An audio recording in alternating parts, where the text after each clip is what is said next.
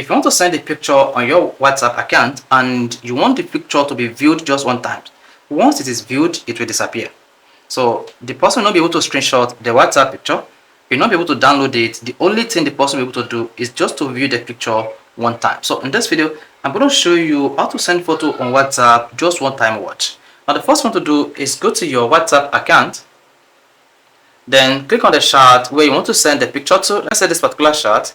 Click on this camera icon or this icon before the camera, and then choose gallery. Select the picture you want to send to this person to view just once. So let's say I want to send this particular picture. Once you selected the picture you want to send one time, you can just use this crop button to crop the picture just like this. You can use this to rotate the picture, and once you're satisfied, click on the done button. Now to set this picture to a one-time watch, all you need to do is click on this one-time icon here, and then you should see a pop that says view once message just got more private. Now when you send a view once message, the recipient can take a screenshot of it.